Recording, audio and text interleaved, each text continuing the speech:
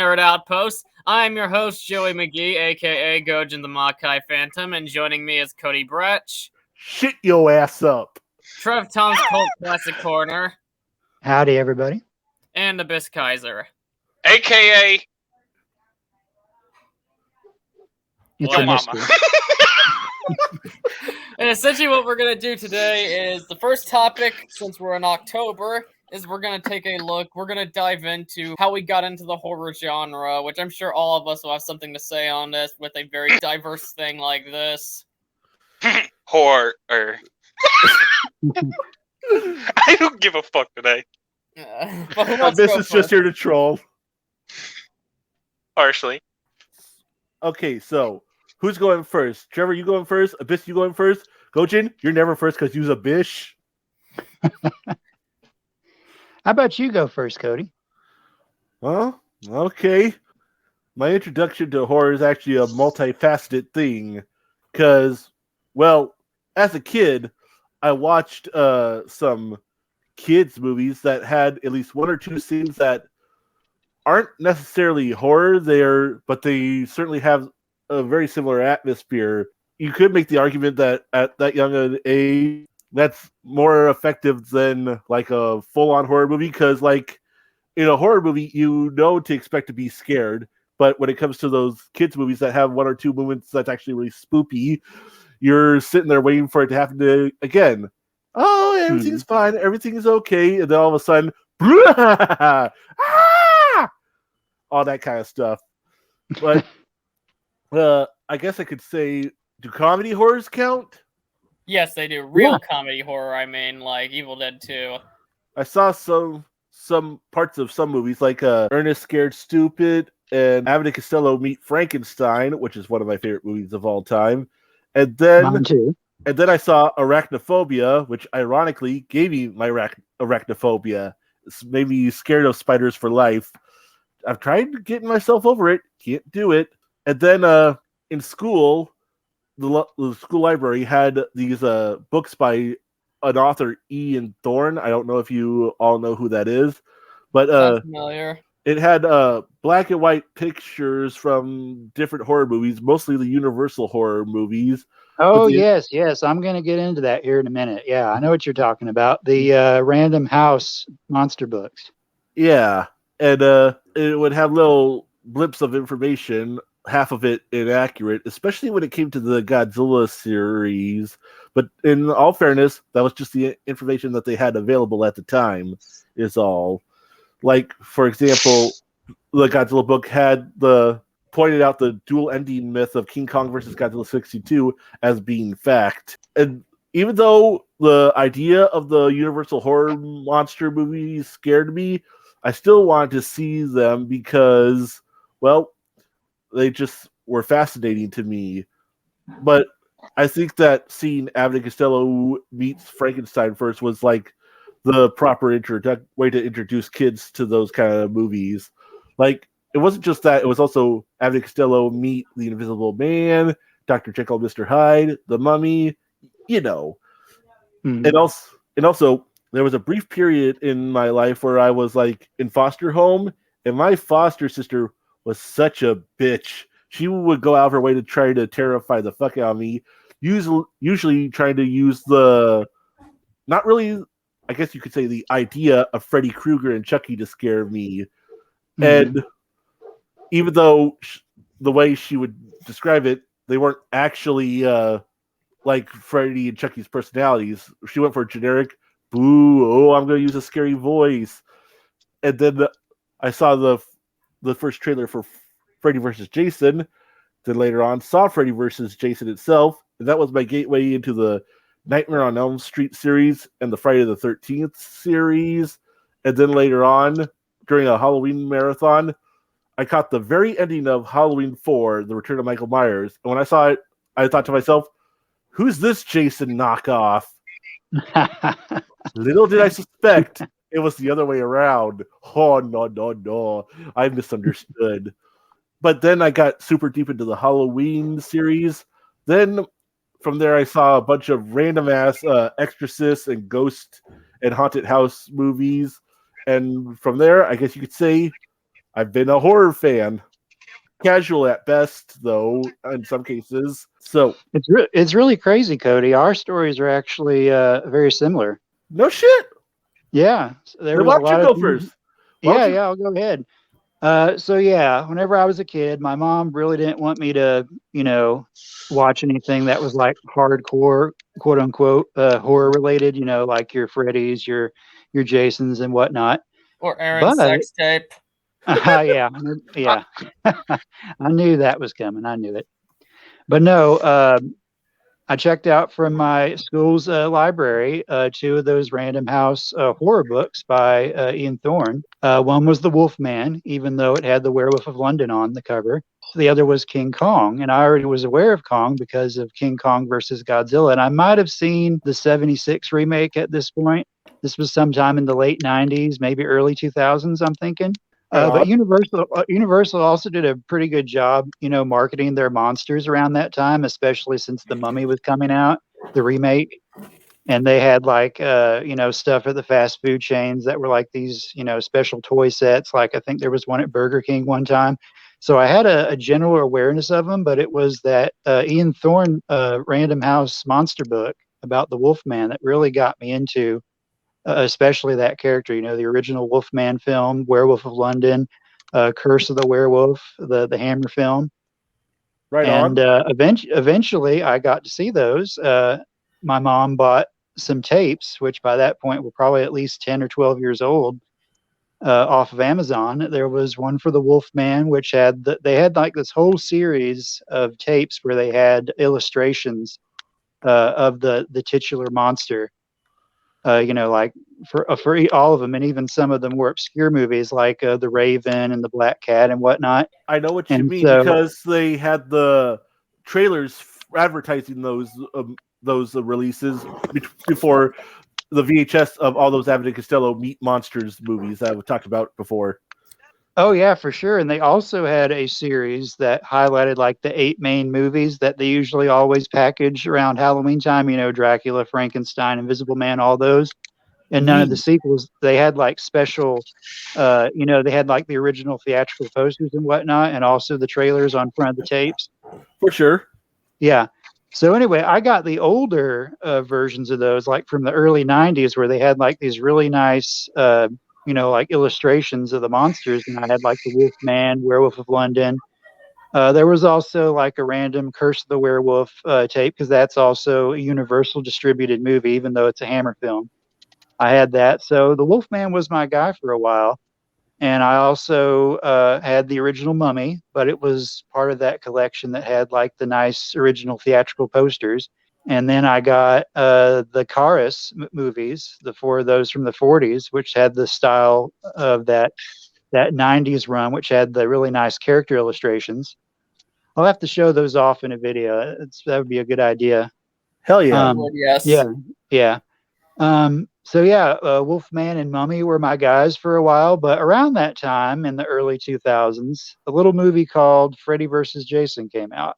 And Holy I kind of shit. had this vague knowledge of Freddy Krueger and Jason Voorhees, because I had this book, this real nice paperback book. I actually still have it. It's in storage now. It was called The Horror Movie Survival Guide. And it was kind of tongue in cheek. It was the book was colored black. It had like this big eye on the front of it. And the back of the book was like completely blood red, and it had like a list of the movies they covered, but not all of them. And you opened up this book and you read all these different profiles and all these different monsters. And like I said, it was tongue in cheek. They kind of were, poking fun. They were silly, but also informative. It was real cool. They brought up all the slasher characters, a bunch of actually surprisingly obscure things like Basket Case and Phantasm. And I was like, wow, what the hell is this? Now, they didn't have many pictures. There was every now and then a black and white still from one of the movies that had like a funny caption at the bottom. But this kind of got my interest going. And I also saw, on AMC Monster Fest, I watched some of the older films, Universal films like House of Dracula. One reason that I like that more than a lot of people is because it was like one of the first monster mashes that I saw. But I also had Frankenstein Meets the Wolfman on one of those VHS tapes, because, it's more of a sequel to the Wolfman. So obviously I was going to pursue that right away. And, AMC Monster Fest, they did like the old movies for a while. Then they kind of started slipping into like the 80s horror. And so I started seeing a lot of advertisements for like Halloween 4 and Halloween 5. And of course, Michael was talked about in that horror movie survival guide. But there was also this real neat thing, and I think I may be one of the only people who had this experience. So there were like these model kit magazines back in the day. You know, one of them was like Modeler's Resource, and there was another one that had like a really nice feature on Ray Harryhausen. One of those Modeler's Resource magazines had like a feature for a kit that somebody made that was Michael Myers, but they had like the Scarecrow from Sleepy Hollow in the background as like as a backdrop as part of a diorama. And so I asked my parents, who's this guy in this picture? And they kind of gave me like a general rundown of the original Halloween. And you know, you combine that with the stuff that I was reading in this horror movie survival guide and these previews from, you know, AMC Monster Fest, and my curiosity just kept on, you know, growing. Back to Freddy versus Jason, that was my gateway into those two franchises. And as I've told you before, Cody, and everybody else, I think, that movie's always going to have a special place in my heart because it was the first, really. Right on. So, you know, it just grew from there. And as I got older, my mom didn't care, obviously, if I started watching those more mature things. And, you know, little by little, I just started watching them. And there's some that I still haven't seen, much to my chagrin. But, you know, I'm working on it. I would say that I'm probably also kind of a casual horror fan, maybe just a bit more than Cody, because I dip my toes into like the cult classics. I mean, look at my channel rebranding. Right. But, you know, there's some genres that I definitely don't want to touch, you know, like with zombies, when you get to the point of, you know, the fast zombies, that like really freaks me out, you know, stuff like that. And, you know, I am kind of intrigued by the paranormal haunted house stuff, but I definitely need to dive further into it. I'm Really, fucking sick if of that stuff. it's monsters, I'm game. And you know, like the slashers like Freddy and Michael and Jason, they're pretty much monsters after a certain point when you can't kill these guys. So, For you know, sure. that's my logic with it. So yeah, that's my little rundown. I'll go next. How I got into horror is basically I grew up with parents who basically just like fucking. I basically liked horror movies like Halloween and Friday the 13th, and eventually, of course, my mother watches Halloween pretty much all the fucking time. She watches Friday the 13th a lot as well. So basically, as a child, I would see these movies on the screen, and I would somewhat gain an interest in it. They were violent, but you know what? I played violent games as a kid with Turok, stuff like Turok Evolution, so it didn't really bother me. And I would also hear about other things like Child's Play that I would kind of borrow from my uncle, but that's for another time. But how it started was with stuff like Friday the 13th and Halloween, and in Nightmare on Elm Street's case, Freddy versus Jason. And my brother, two of them actually, would gain an interest in horror. Like, one of them would become this massive horror nut. I'm sure you know who I'm talking about, Trev. Oh yes, yes. And the other, at the time, just really liked Jason Voorhees. And eventually, over time as a kid, I would hear about stuff like The Predator. I found The Predator because I would look up a bunch of videos of raving rabbits. Like, you guys remember the fucking Raymond Rabbits? No. I vaguely recall something. Okay, so I would look up videos. Okay, Aaron knows what I'm talking about. I would look up videos about them, and one of them was called the bunnies can't tame the predator. I would see a clip of the Yachua from the first AVP, and I would suddenly get interest. I would talk to my uncle about it, which we've been borrowing DVDs and Blu-rays from our uncle for years now, ever since we were really little. And he would say, yeah, he's seen The Predator. He would send over his DVDs of the movies so I could watch them, and I was actually very huge on each of the movies. At the time, I really liked Requiem, but oh boy, but that's a story for another time. But when it came to the AVP movies, I didn't even know Alien was a separate series at the time. I was very young, so I was like, wait, was the Alien new to the Predator, or not. And then eventually my uncle told me the Xenomorph had solo movies, and I would borrow those and gain interest in them as well. And then I'd kind of expand out more to J-horror with stuff like The Grudge and The Ring, the American counterparts first, I think, and then I'd check out the Japanese ones. And then he never left. No, yeah. Weave. But generally, I really liked those because I find the spirits of J-horror to often be very creepy, and I think there's a lot of good atmosphere to it, especially more variety too, because I'm just kind of sick of the whole haunted house thing. Like as a kid, I straight up, Oh no, and I was agreeing with you because they've kind of beat it like a dead horse at this point. They Seems fucked it like a dead horse. They beat it like Joey beats his meat. Oh man. Hey But Joey, can I interject something? Because whenever you brought up AVP, that reminded me of something. Oh, go ahead.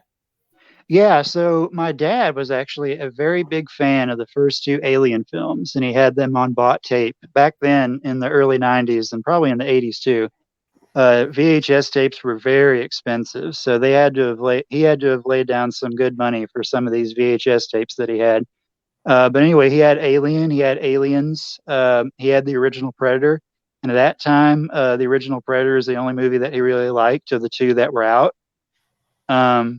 We did, of course, watch AVP and the sequel, and he liked the first one. I like both of them to varying extents.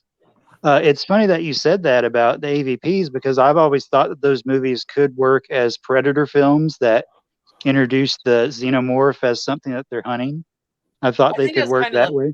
I think that's kind of the point of them, because the thing about the AVP movies, while it's kind of ambiguous on whether or not they're a sequel to the Predator movies and prequel to the Alien movies, I think it's easy to kind of make the assumption, especially with the 2010 video game sequel, as it seems like the futuristic stuff is coming in a progressive state. So, I know. Go ahead. So yeah, I think that was kind of the point of the movies. There's no definitive answer to it, but that's where the death of the author comes into play, and I think that's what they were doing. Also think about this. Sorry, I didn't mean to cut you off, but no, that's fine. Think about this. If somebody had never seen the Alien movies, all they have to do is look at the trophy case in Predator 2, and there's a Xeno skull in that. So theoretically, let's pretend like the Alien films never existed. Let's say that coming up with a sequel for Predator 2, somebody said, okay, let's choose something out of that trophy case and make a movie about it. So you could view the series in that light. But as we know, I mean, most of us usually know about Alien and Predator separately. Anyway. Exactly. But yeah, I would become fucking obsessed with stuff like the Predator. Like as a kid, I loved Requiem, as I said, mainly because I thought the Wolf Predator was cool, the Pred Alien was cool, and it was unrated. And as a kid, you have that rebellious side to you to just check out what you're not allowed to watch. But I do what I want. Yeah, but then as you get older, it's like that. It feels like what Requiem did was just trying to check off a list by people complaining about the fact the first AVP wasn't rated R, so they wanted to go high with it without making something actually good outside of doing some things right. You know what I've thought about it here recently? I was thinking, so really the only reason AVP happened is because Freddy versus Jason happened first, and the studios realized, okay, we've been developing that like forever, and actually paid off. So Fox was like, okay, now we can do Alien versus Predator. We don't have near as many scripts as New Line had for FVJ, but we've had a couple, and we went with this. We're going to go with the second one. But the way I see it is let's pretend like the first AVP didn't happen. Requiem could be seen as like a complete response to Freddy versus Jason, which is the slasher film. And then you watch Requiem, and then it's like straightforward a slasher movie, but with alien monsters, So in my head, I'm thinking, this sounds like something that a studio executive would have said, hey, Freddy versus Jason worked. Let's do the exact same thing, but for Alien and Predator. Of course, we know that's not actually what happened. And I'm guessing that Shane Salerno, the writer, just isn't the more talented of the two guys who wrote the AVP movies, one of them being Paul Anderson, who wrote the first one. whenever he was absent, it clearly shows with the second movie. And then you got to also think the brother Strauss. I mean, they're no Stan Winston when it comes to effects guys directing their first movie, unfortunately. So, Yeah, most definitely.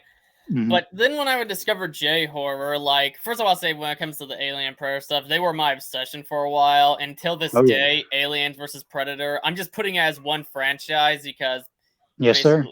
basically it is. Until this day, Aliens versus Predator is one of my favorite series of all times. And that Mhm, mhm. 2010 video game, incredible. Can But- I ask you something, Joey? Hmm? I got a question for you. Hmm? Of the solo movies between Predator and Alien, which one do you prefer over the other if you had to pick?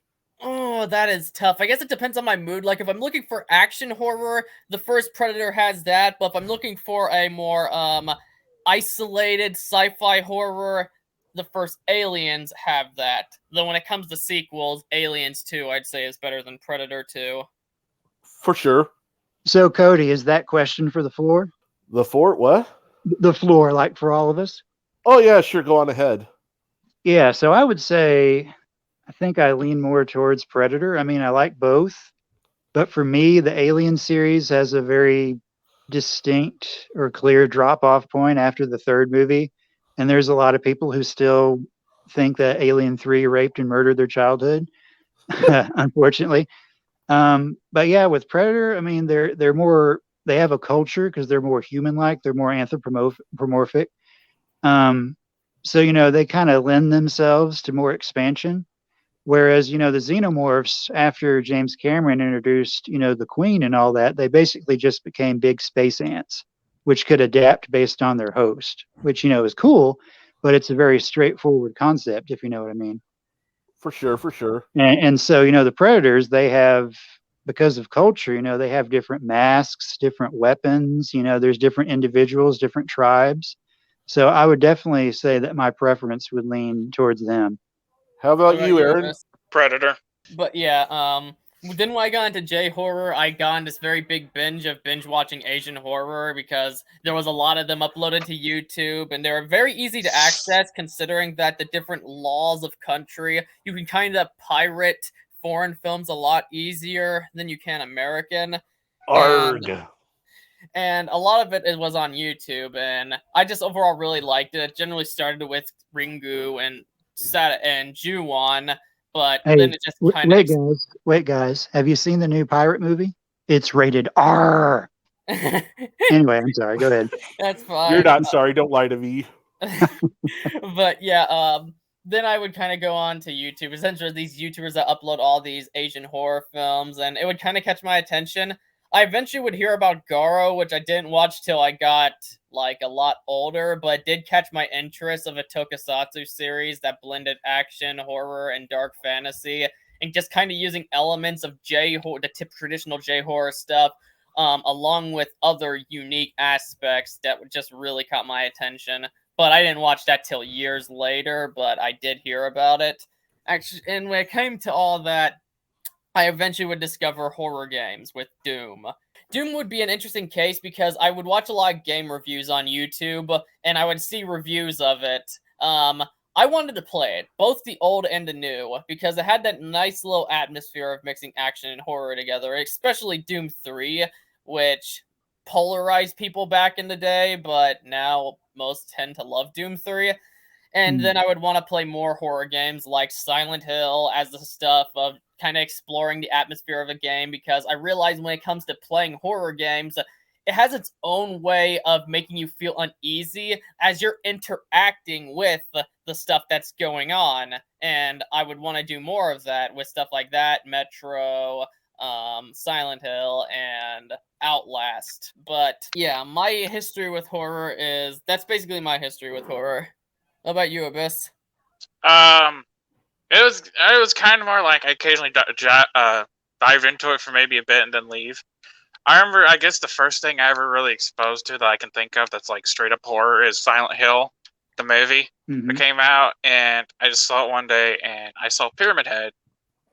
Probably the most iconic monster from that franchise, one of the most terrifying monsters in gaming in general, maybe the most. And that part where that dude rips off her like that girl's fucking skin or whatever. Shit terrified the ever living fucking me at the time, but now I still think it's the coolest shit ever. You know, growing up, you know, watching wrestling, shit like Kane, Undertaker, particularly how Undertaker was in the late '90s with the Ministry of Darkness and shit, and the original Kane, they were fucking scary. Man. And then we got Boogeyman. Yeah, I always found Boogeyman interesting. Boogeyman was spooky as fuck. I think he's the only guy I would say is actually scared of Undertaker and Kane. And he's All those coming dudes to get you. Yeah, he was just fucking terrifying. And then playing some of those games back in the day that was like meant to be like for little kids or something, like Super Mario 64, and then there were moments where like just straight up like fucked up. Yeah. Like Lavender Town. It's like all lovely and dovey, and you go to this tower that's like full of dead Pokemon and shit, and there's like ghost Pokemon stuff. It's like, oh my fucking god. Yeah.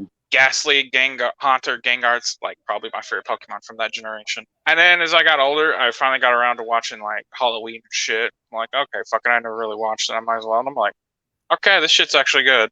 Oh, hey, we can all share an experience on this movie, I do believe. You know, John Carpenter's The Thing. Yeah, what got me into that? You know, aside from, you know, like these model kit magazines that I used to look through and everything, you know, whenever I was allowed to go on the internet, because used to everybody in the house shared one computer to go on. Those were the days, y'all. Yeah, I went to this site called Monsters in Motion, which was model kits, books. I think now they actually have DVDs and Blu-rays, or they have for a while now. But anyways, like Todd McFarlane's Movie Maniac series of figures, they would have those on there. And one of them had 3 different forms. One of the series had 3 different forms of the Thing. You know, they had the Norris Thing, they had the Blair Thing, and can't remember if they had the Kennel Thing or, oh no, wait, it was 2 versions of the Norris Thing. It was the spider head, and then it was the, you know, the thing that comes out of his stomach. So anyway, you know, again, I asked my dad, because, you know, he was more of a sci-fi guy than a horror guy. And I asked my dad, do you know what this is? And he said, yeah, that's from a movie called The Thing. And so right around 2002, which was the 20th anniversary, they started showing The Thing on the Sci-Fi Channel. One of these times they were promoting the video game, which was coming out that year. And so I got a little bit of it then, but then my dad bought the DVD at the time from Best Buy, and we watched it together. And, you know, he was afraid that, you know, I would probably say something to my mom about something being scary, you know. So he told me, I'll never forget, whenever the kennel scene came up, he told me, okay, Trev, what you're about to see, you know, this isn't real. It's completely fictional. You know, it's completely, you know, make-believe. And, you know, that kind of hyped it up even more. But, you know, I wasn't scared. I was excited. So, you know, once I saw that, and, you know, I was hooked. And it's been a favorite of mine ever since. Oh yeah, The Thing is fucking incredible. Like, I don't think I seen it till I was like a teenager. I could be wrong, but yeah, The Thing is one of those movies that is really good. Basically, probably one of John Carpenter's best, if not his best. If you ask me, it's definitely up there as one of his best.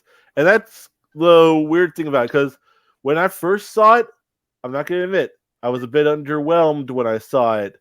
But the first time, I think that it was because I wasn't in the right frame of mind to watch it. Because I had rented it or checked it out from the public library. But before that, I had actually checked out the DVD for the original Thing from Another World from the 50s. Because at that time, I was really getting into 1950s sci-fi. Then I saw James Rolfe's video comparing the remake with the original and whatnot. And I'm like, John Carpenter doing The Thing? This looks awesome. So I hunted it down at the library, but when I watched it, I was just like, meh. But then I just recently rewatched it. It was on one of those streaming sites, and it was so good, I had to watch it again, and I did. And I'm like, I gotta show this to someone. I gotta share this with the world. So I took my stepsister at gunpoint, and I sat her down, and we watched it together. It wasn't actually at gunpoint. She wanted to watch it too. Yeah, I know. My dad liked both versions of The Thing a whole lot. Probably the edge on the John Carpenter version, you know, because he was a young man whenever that came out. Right. And that's whenever he was watching all these when they were brand new. So, yeah, that definitely had played a factor in it. Yeah. I liked both versions too, and John Carpenter clearly has a lot of love for the original 1950s version because, well, he showed people watching it in the first Halloween, and then he did the remake. I was literally about to say that. Yes, sir. But let's all be honest. If we had to pick, John Carpenter's version is easily the best version. Yeah, Probably, because Carrot Man from Mars. No, not really. James Arness. James Arness, the famous Western star, as a Frankenstein Carrot Man. It's just kind of underwhelming, but the atmosphere of that original movie definitely is shared to an extent with John's version. Anyway, go ahead, Aaron. Damn it, I forgot what I was going to say. Way to go, Trevor. Aw. But yeah, another thing I should mention is there was a time I was very big on low budget creature features like Komodo versus Cobra, and things like that. Same. Yeah. Frankenfish. Yeah. Well, Frankenfish has seen that too. Yes. And From the Sci-Fi Channel. And some of them are legitimately good movies. While a lot of them are so bad it's good or just straight up bad, there are ones that are genuinely well made. And the Sci-Fi Channel. Sorry, I didn't mean to cut you off, Joey. The Sci-Fi Channel used to be gold. I mean, even if the stuff was technically, under budget, the concepts were still pretty cool. I mean, there were times where I wish that they had a bit more money for some of these things, but yeah, man, it was great. I mean, every now and then there's an Asylum movie that's okay, I guess, but it's just not the same. Yeah. Well, you know me, very generous. It's just not the same anymore. Hold on a minute, Sci-Fi Trevor. Channel used to be a lot better because back Abyss in the day, was trying to say something. What were you going to say, Abyss? I just now remembered. I have the book that thing's based off of. Oh, Who Goes There, Frozen Hell, yeah. It's not really that long of a book, but... Do you have the original short version, or do you have the new expanded version? New expanded version. Oh, right on. Isn't that the actual original real full thing? I think so, yeah. All right. I'm going to have to read that. Pretty much. Forgotten Pharaoh said Anaconda and Jaws. Yes, those are great ones, too. I've grown up with both of those. Those are creature features with the budget. Oh, I almost forgot. During my entrance into horror, believe it or not, I actually saw the second Jaws. I actually saw the second Jaws before I saw the first one, and it freaked the hell out of me and made me afraid of sharks almost as much as spiders. Almost. But you know what the ironic thing is? I can actually watch the Jaws movies all and enjoy them. Even the bad ones that are considered legitimately bad and whatnot. And also, Forgotten Pharaoh, I did see like the tail end of Anaconda on TV one time. Oh, and just before I forget, my first legit Universal monster movie, not including Abbott and Costello, was actually Frankenstein meets the Wolfman. Right on. I just wanted to finish that. And also, I find it ironic the fact that my foster sister used to use Chucky and Freddy to scare me as a kid, but by the time I actually first saw a Chucky movie for realsies, I was so desensitized to horror that I'm just like, this isn't scary. This is hilarious. And I mean that in the best way. Yeah, like who gives a fuck, right? I just thought it was very enjoyable, even if it wasn't scary. I mean, I can see how it could be scary to someone, but it's not scary to me personally because, again, desensitized. Oh, yeah. You know what it's funny. You know what part really scared me in Anaconda whenever I was a kid? The throw up where he threw up the guy who he's trying to eat. Oh no. Oh, well, I mean, that was one of those where you're so terrified, you're fascinated moments by that point in the movie. Right. But what got me was when Eric Stoltz, swallows the wasp after he's diving. Oh. And I was like, what the fuck is going on? And that was even before, the snake showed up. And then once the snake, showed up, the anaconda, I was like, holy shit, this thing is huge and it's super fast. I've seen anacondas in real life. They're fucking monstrous. Oh, yeah. Yeah, but they're not nearly as fast as in real life as they're portrayed in the movie. Oh, yeah. Yeah. Actually, they hang out in the water. For sure. In actuality, the bigger they get, the slower they get, too. Well, and I may be wrong, but I think what we have to worry about here in the States more is pythons, because some people bring them into Florida and whatnot, and they kind of, Burmese, they just kind of adapt.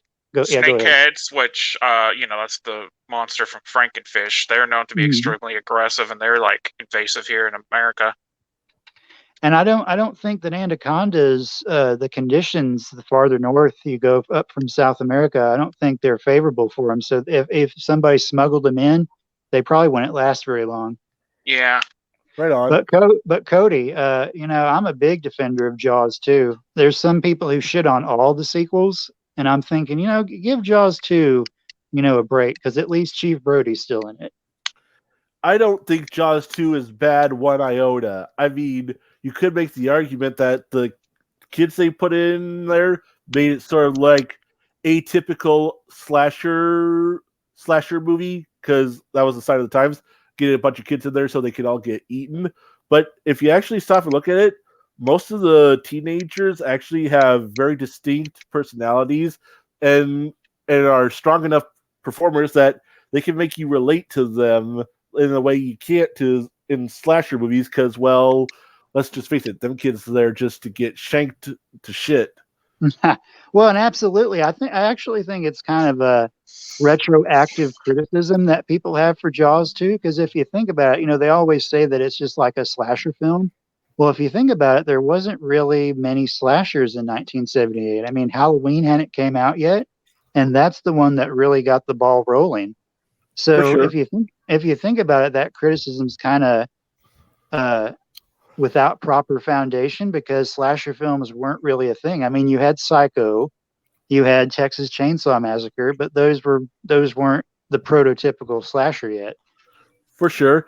If you ask me, Jaws 2 comes very close to being like the very perfect part 2 to Jaws' part 1, the same way Halloween 2 is a perfect part 2 to Halloween 1's part 1.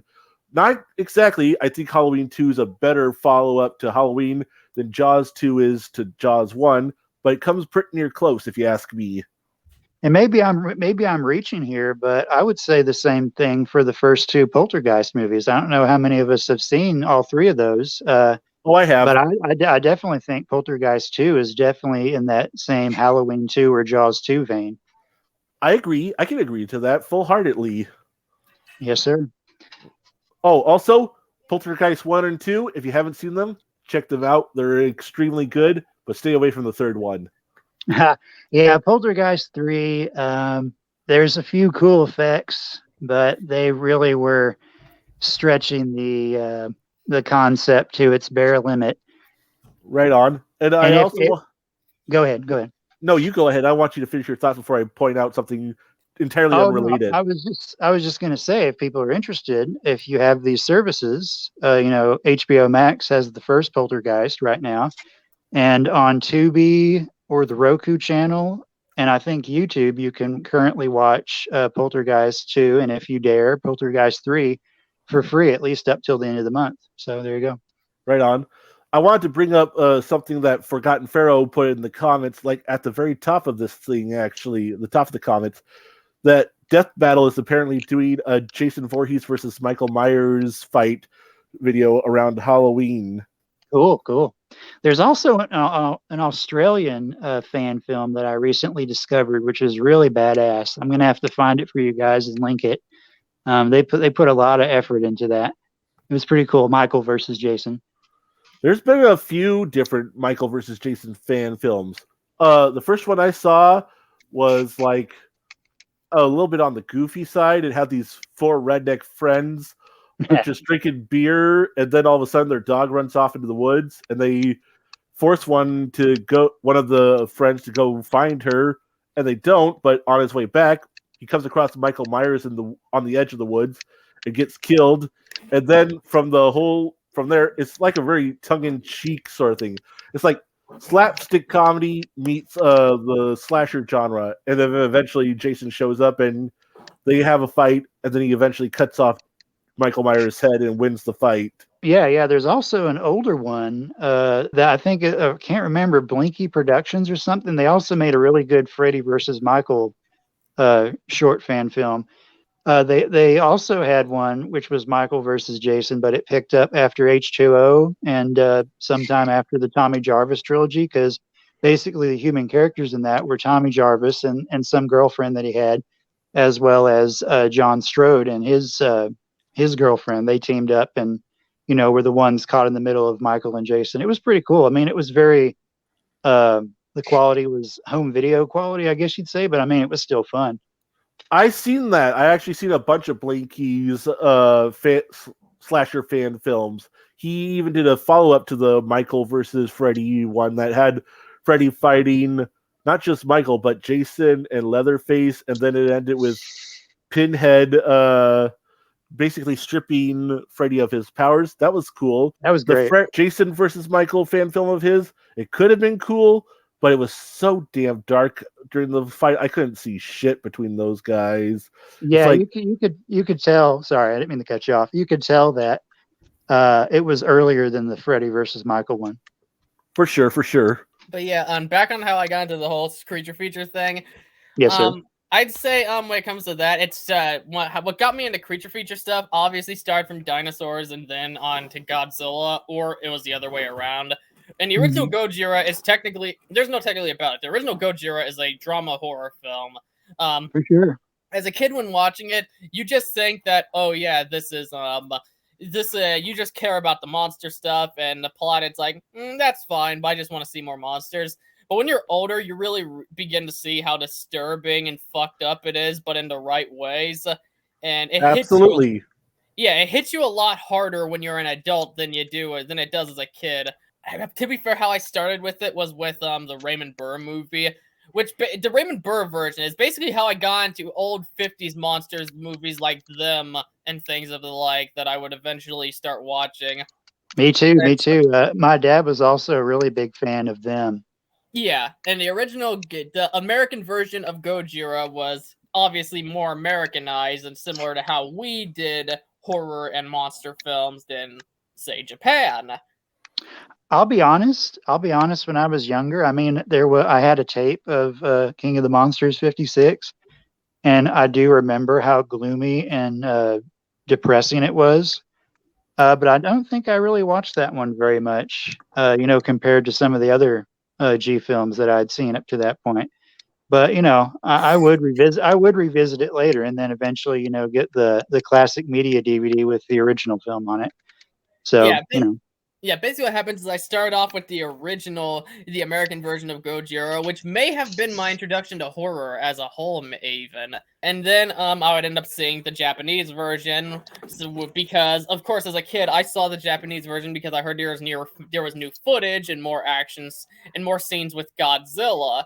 But when you're a kid, you don't realize how dark the Japanese version is compared to the American edit. The American edit is still dark, but it's like cookies and milk in comparison to what the Japanese version offered in terms of how explicitly the theme was handled. Yeah, I mean, they have to take a certain edge off of it in order to make it pliable, I guess you'd say, for the American audiences. But I mean, it still did a pretty good job of getting the overall atmosphere. But it did. Well, we both know. I mean, we did a review of it. Yep. It's it shies away from certain things because we got to be honest. America just didn't want to accept at that time, and maybe even still now, because unfortunately, social justice warriors have commandeered the argument.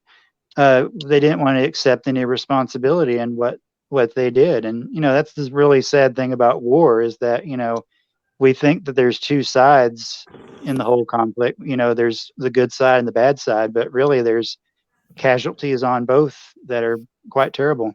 Exactly, and that's what Honda was saying. Honda wasn't saying that Japan is in the right. In fact, he felt the opposite. He felt that war in general is just evil, and he said that as someone who was a soldier before making movies, he never got over killing his first person, so he knew how terrible it all was.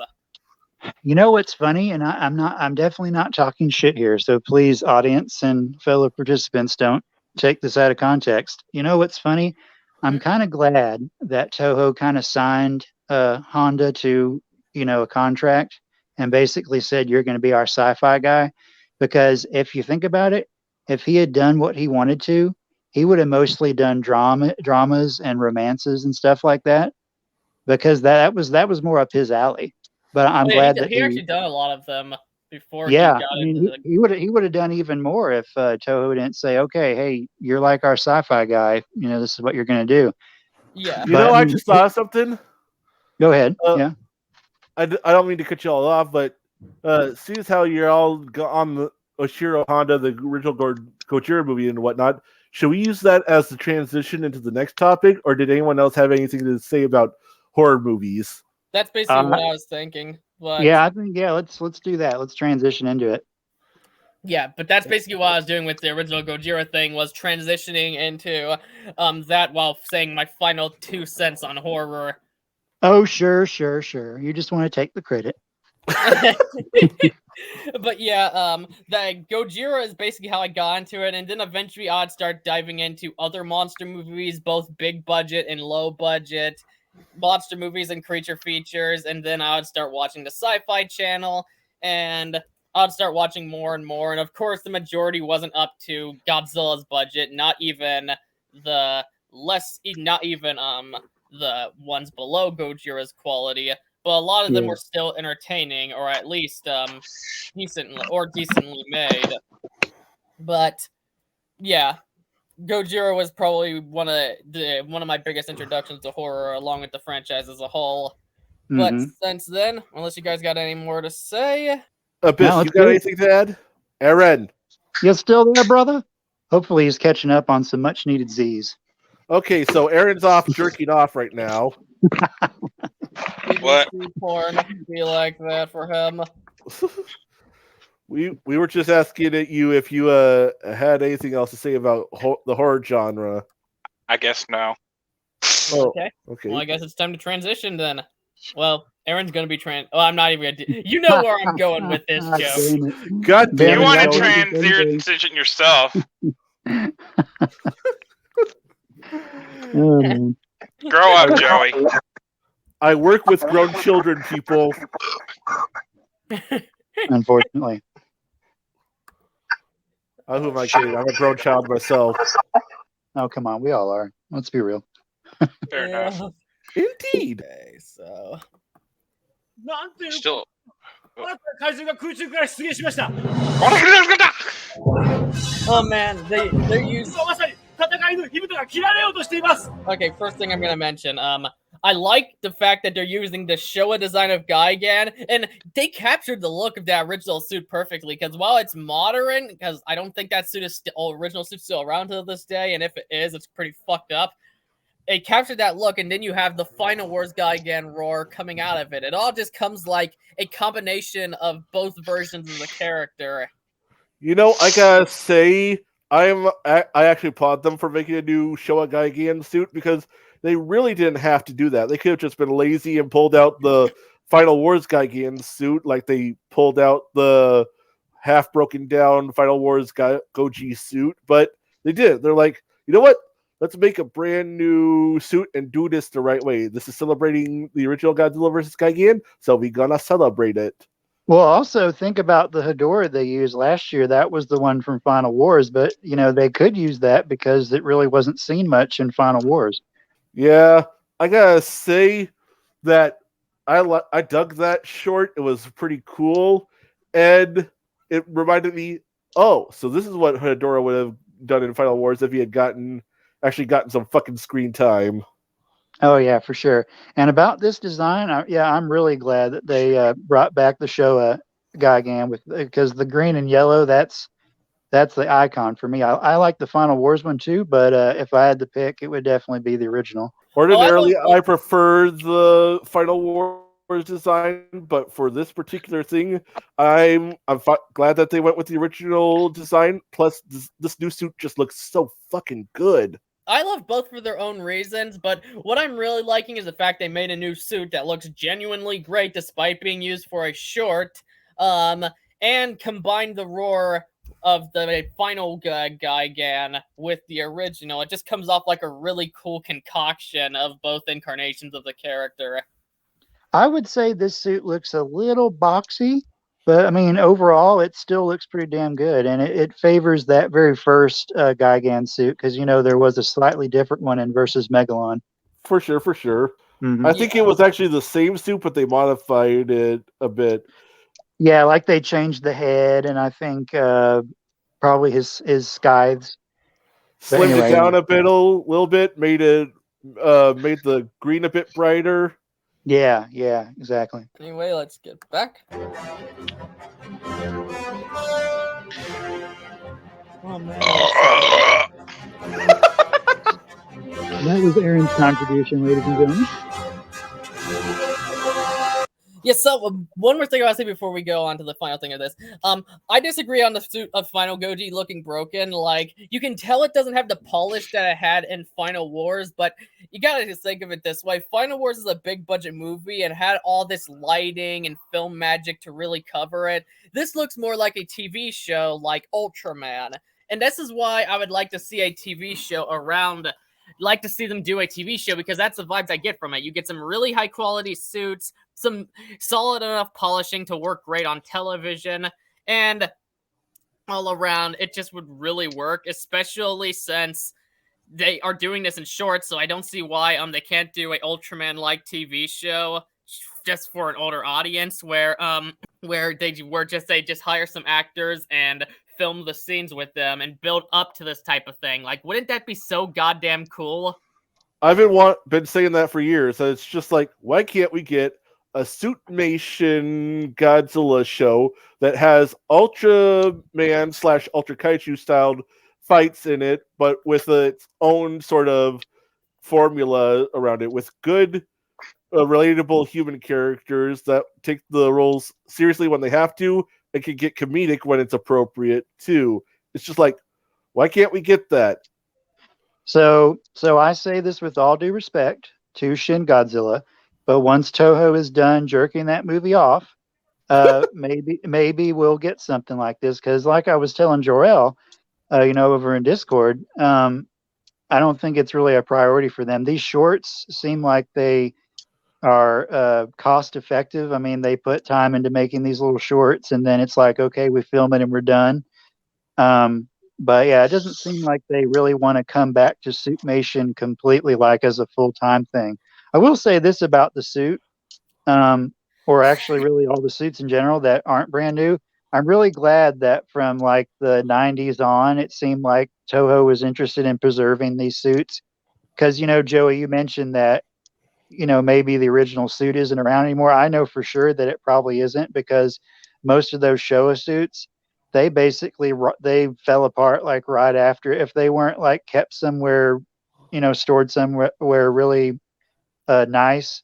I mean, look at what happened to the Anguirus suit. It started to grow mold and everything. I mean, it kind of makes Anguirus look like he has like a cool facial pattern on his face, but if you think about it, it's actually just mold in the original versus Gigan. And then again, pointing to the fact that the suits are being taken better care of. I mean, this suit, I can't remember or not, based on where it's paused right now. Is he missing a dorsal spine, or was it always like that? I think it's because he's moving his neck down in the shot you're currently looking at. So Yeah, it's moving the dorsal spine from that spike. And since this is a much lower budget short film, they're not able to bring the polish on that suit that they were able to in the movie. Because that's the thing, while the artist who crafts these suits and puts the detail and all that in are a very important aspect to it, so is the cinematography, which the cinematography looks great here. It reminds me of modern Ultraman TV show vibes, and modern Ultraman Same. Modern Ultraman has some really great choreography. But another part of that is film magic and edits to make it look more real, which obviously some of that is here because, like, if you look at the footage of the suit here compared to the behind the scenes footage on the Final Wars DVD and Blu-ray, this definitely looks more lifelike, but they were only able to do so much because, well, it's a fucking short. But I mean, all things considered, this still looks pretty damn good. But then I'm a sucker for this kind of thing, so maybe I'm not the best judge. Oh, I agree. I completely agree. Like, it looks fucking incredible. It's why I want a TV show, because for movie standards, this looks pretty good. For TV show standards, this is top of the line, and that's why I want it. And if I may, Hmm? I still think that the Final Wars suit looks like it's seen better days, but your mom's pussy seen better days. Oh man, oh damn it! god, Joey, grow up, you little boy, grow up. But Come I will on, man, say, you're our host. Come on. but I will say, it actually, someone pointed this out. It actually looks better in this short than it did in the Hedora short. For one thing, the mouth is far more mobile than it was in the Hedora one. Because if you remember, it only roared once at the beginning, and then the mouth pretty much hung open throughout the majority of that short. Here, it looks like it has much more mobility. Go ahead, finish. Yeah, It but no, also looks like it has a little bit more polish to it.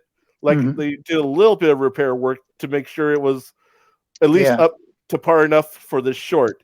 Now you go ahead, Trevor. Go on ahead. Oh, thank you, sir.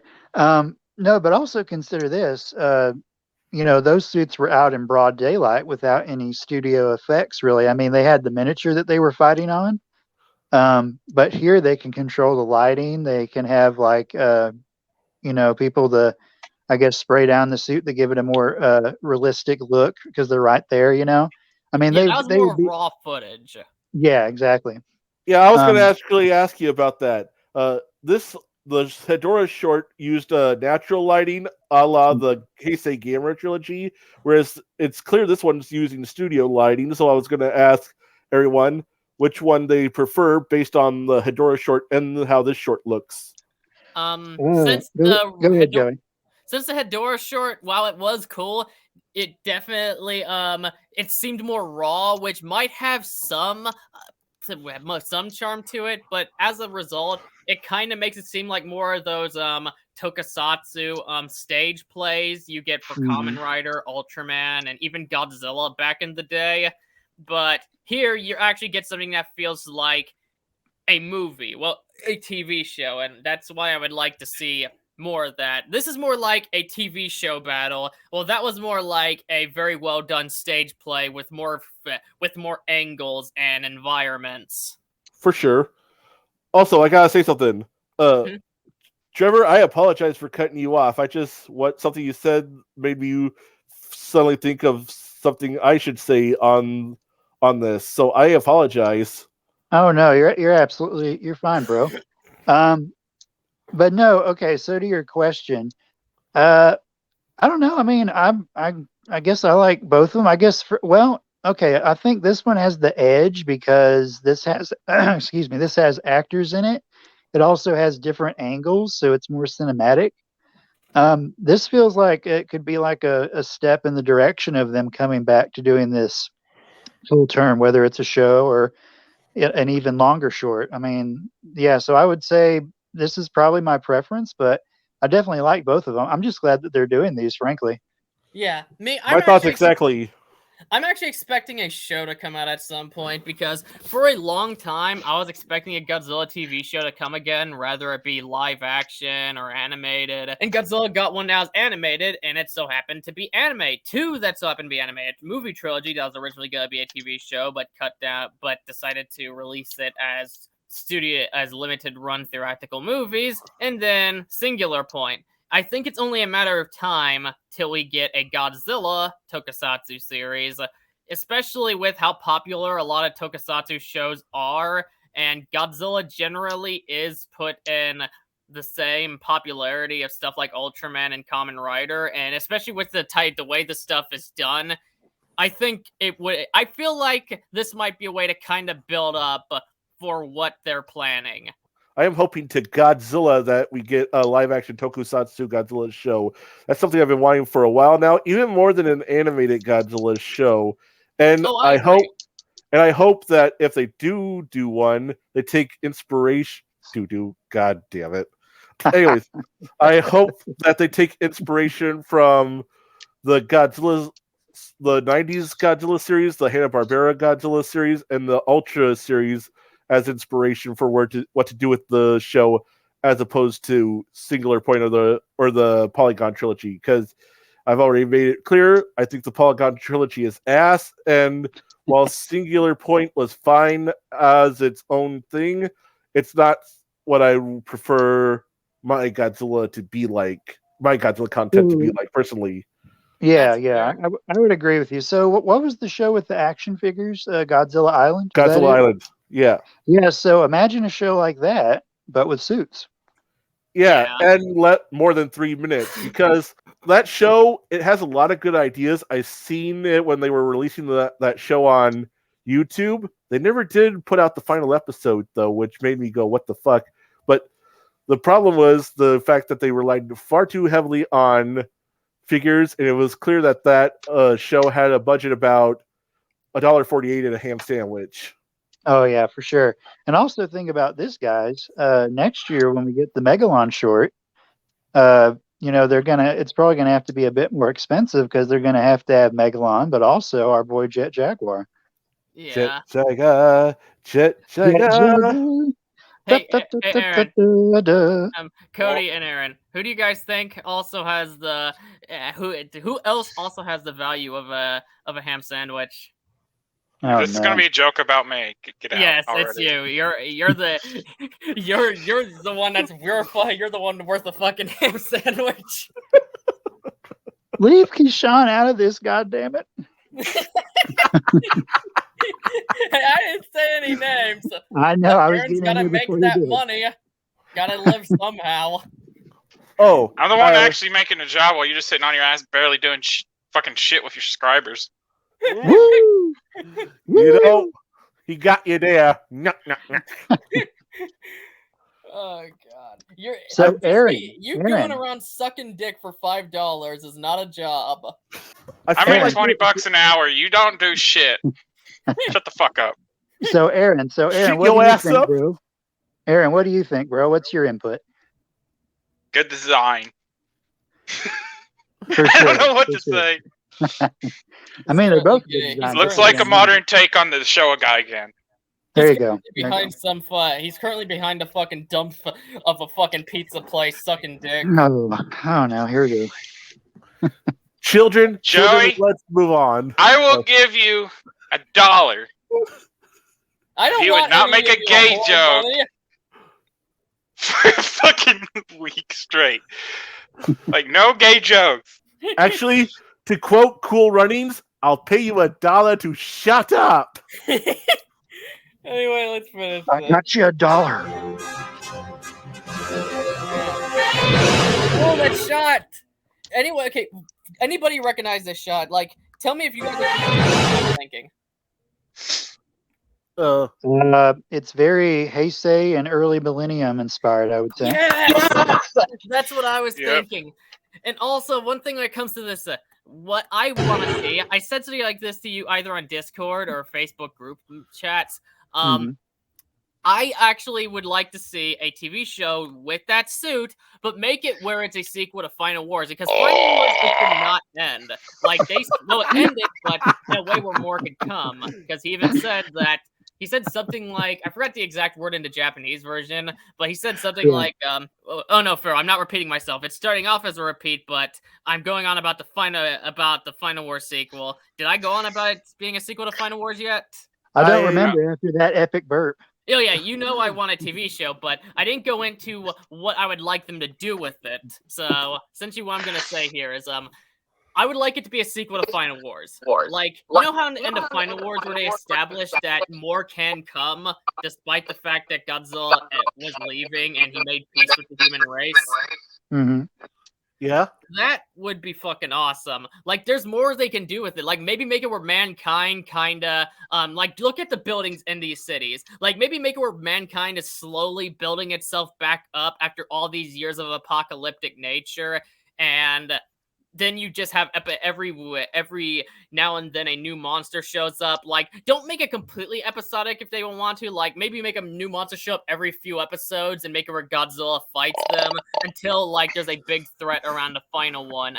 Wouldn't that be pretty fucking cool? That's actually a very good launching off point. I don't know if they would do it because I don't know if the people who were, the producers at Toa at the time whenever Final Wars came out are still really in play. because they would probably consider that a failure. Because I mean, unfortunately, it did flop pretty hard. It's a cult classic like The Thing or Godzilla For vs. sure, Biollante. for sure.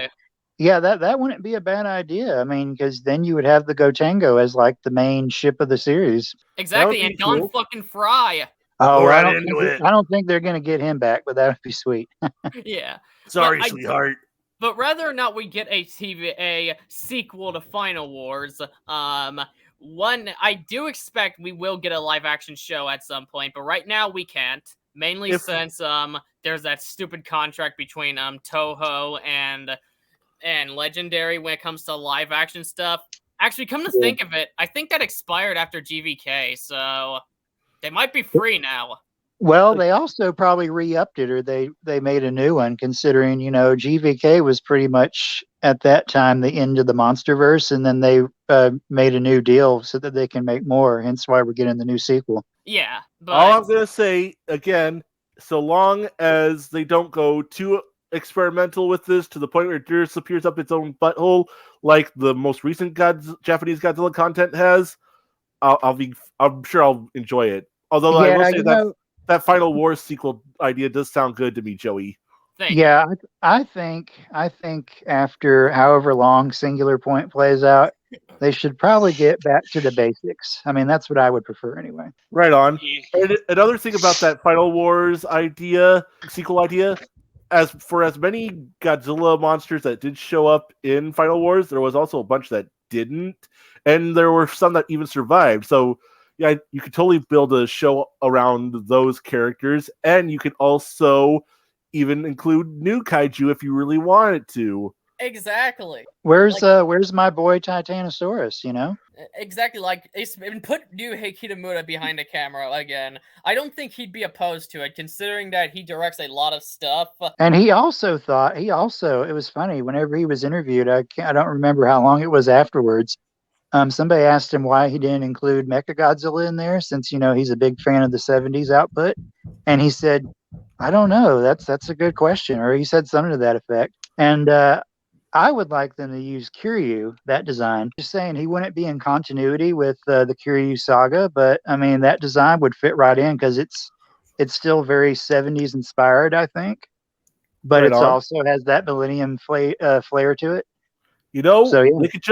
They could just include all three Mechagodzilla designs if they really wanted to. Like, it would make sense. Cool. They do the Space Mechagodzilla first from Alien Invaders, then they could reverse engineer it into their own Mechagodzilla. They try it first, but that one fails, and then they try again with the new and improved Kiryu, and that one is actually more sustainable. This stuff writes itself. Yeah, I mean that's a very good idea for progression. But here, let's do some world building. And bring some stuff back from the Showa era. Let's, maybe let's dust off the red bamboo, and one of those Mechagodzillas that's created, take inspiration from the Rulers of Earth comic books, where the Showa design was, Russian. It was built by the Russians. Do something Where's it Russian like to? Good one. But yeah, you see what I'm saying? Like, let's bring back some old concept. Let's bring back Seatopia. Show Mechagodzilla, soldier of Mother Russia. That's right. Exactly. It's fueled by vodka. I am fueled by vodka. Well, give some to Mechagodzilla, you fool. We must give vodka to Mechagodzilla to conquer the world and turn the whole world the United States of communism. Or else you will be sent to the Gulag. It is the United Soviet Union of Earth. Oh god! But no, y'all see what I'm saying, right? Let's bring back some stuff from the Showa era and dust it off. Let's have Latitude Zero and have that community face off against Seatopia. Kind of stuff like that. Just bring back these old concepts and approach them from a different angle. Absolutely. Yeah. Imagine if they put Zone Fighter in there. Oh yeah, definitely. Awesome. Zone Fighter is their Ultraman. You bring him in there. Exactly. They could introduce Zone Fighter in an episode and use it as sort of a backdoor pilot for a brand new Zone Fighter show. Exactly. Have Zone Fighter team up with Jet Jaguar. I mean, fuck yeah. This shit writes itself. Call on, seriously, do this. Do it Exactly. now. Come on, Toho, quit selling hot sauce and get off your asses. Like there's so much good ideas that they could really do with all this stuff. But we'll have to see. Toho should have the rights back for live action stuff soon, if not already. But I'm just really looking forward to seeing what more they could do. I think all these shorts might be hinting at something, seeing how much people take interest in the old tokusatsu. Well, technically even CGI's tokusatsu, but you know what I mean. The old Oh yeah, animation route. For sure. for sure. I definitely think that they're gauging the interest. And what sucks is that they're taking these. Presumably, they're going to do the same thing with this new short. They're going to take the short away, and I guess that maybe determines how many people watched it within the short span of time that they had it up. But then Right you on. also deny. They also deny the audience. The opportunity to go back to it, or people who have never seen it before. I mean, a limited time run has its appeal, I guess you'd say, but it also has many costs. Unfortunately, so. I remember for a long time there were a bunch of fan re-uploads of the Godzilla vs. Hedorah short. Watching this teaser made me want to go back and re-watch it, so I looked for one of those fan uploads, and they were gone. I don't know what. I guess Toho got wind of them, and they're just like, nope. We're gonna do this our way, and you don't get a say in it. Fuck you, fans. Which sucks. It's like I said, get up off your asses, Toho, and quit trying to sell us hot sauce. I want the hot sauce. That stuff is good. Fuck you. Okay, all right. We'll have our hot sauce and our Godzilla. We can have the best of both worlds. Come on now. Coffee too. Hot sauce is gay porn code for him. Shut the fuck up. No. Oh, no. Better watching it than actually participating in it like Abyss Kaiser. You probably get yourself cucked all the time, and that's why you're projecting this shit on me. You can't bear the weight of it. You fucking soy boy beta cuck ass bitch ass motherfucker. Holy Fucker. Tourette's, Batman. Some What? over here overthinking he's a dom. Admit it, Abyss. You came on the stream solely just to fuck with Gojin, didn't you? Pretty much. Dom. Oh god. What? Anyone else got anything else to say? Joey. He's running away like a bitch now. No, I'm right here. No. Now, what was that sound like? Footsteps running away. Neighbors. It was a ghost. Here's where it is. It's Aaron. He ran all the way to Ohio, and he's gonna bitch slap Joey. No, he's gonna confirmed. He's gonna creep in, watch me take a shower and all that Oh, shit. no. He'll be a fucking creep.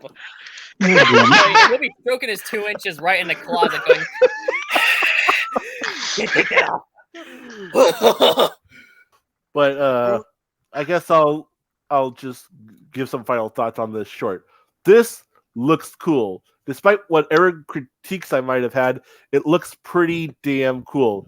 They're clearly putting a lot of effort into this. Like the choreography for the fights looks awesome. The lighting, the atmosphere, the camera shots, it's all looks cool. The sound effects, fuck, they're even using that epic fight music from Godzilla against Mechagodzilla. And I think they used it in Tokyo SOS too. That sounds cool. Although I do hope we get both monsters' classic themes in as well, because I'm a sucker for that Akira Ifukube Godzilla theme. It's pretty damn awesome. Yeah, and also maybe some of the other music from the original Godzilla vs. Gigan, which I'm glad they're honoring that movie, because I just fucking love that movie. It was the second Godzilla movie I've ever seen. It has a lot of fun characters in it with great personalities to follow that you can relate to. It's basically like Trevor said it before. It's a Scooby-Doo move. It's Scooby-Doo plot mixed with Godzilla, so it's a lot of fun. And to see them honoring it the way they are with this, they even went the extra mile to put I don't know if you all noticed it, the bleeding scratch mark down Godzilla's chest, which is ironic because Gigan was the first kaiju to make Godzilla visibly bleed on screen. And I bet you that's what they were thinking whenever they did that. It just looks like it's going to be a bunch of fun. I can't wait to watch it. I'm gonna try and see if I can download it to save it, because fuck that whole we put it out for you and then we take it away shit. Oh yeah, and that definitely factors into my final thoughts. I'm absolutely looking forward to it, both to this and the Gigan Rex short by Jim Stone, which I really like their animation on that. I'm going to download both, and if people don't get to it in time, I'm going to try and hook up some homies. My man. There we go. Yeah, same here. I'm looking forward to it. He Oh just my got God, cut I had a heart on attack. him. I guess he switched place with the friend I'm not gonna name. Aaron's Could you not be gay for once? It's the BBC. Now, Abyss, do you have anything to actually say in relation to this last topic? How can he say anything when he's currently deep throating Big Black Cock? Grow up, will ya? So here's what would happen. Here's what would happen if Joey couldn't tell these jokes. He would cease to exist. He would vanish. I need to watch Godzilla vs. Gigan again. That way I can make fun of it, just like how I make fun of Joey all the time. Either way, I'm hyped Joey for deserves it, not versus Gigan. Either way, I'm hyped for it. It looks like it's gonna be a really, really cool short. I just want to see them do more with it, like in a TV show or something, because I think I speak for everyone when I say a live-action Godzilla TV series would just be overall fucking awesome when you see what this type of stuff is capable of in the Ultra series, and then seeing it done with actual Godzilla suits, because that's basically what it's like. From what I'm seeing here is what feels like cut down battles from an Ultra series with Godzilla monsters. So why not give it the whole? Yes, I'm hyped. I'm definitely gonna check it out when it's here. I think they're building up to something, but only time will tell. All right. So can I make a final statement on both topics? Of No. course. God damn it, Aaron. I'm just kidding. So let's be honest, guys. Let's think about it. Whether it's horror or it's Godzilla movies, all these things, if you really look into it, they have shared DNA. So no matter which entry point you find or you choose, you're eventually going to discover everything else. So it's all connected. Absolutely. Yeah, most definitely. Yes. Yeah, he finally busted a nut. Is that his busting nut noise? Yes. He's slurping down that cum now. Oh, this became X-rated, everybody. Someone help, he's choking. Play us out, Paul. Bro, keep your dirty fantasies to yourself. God damn.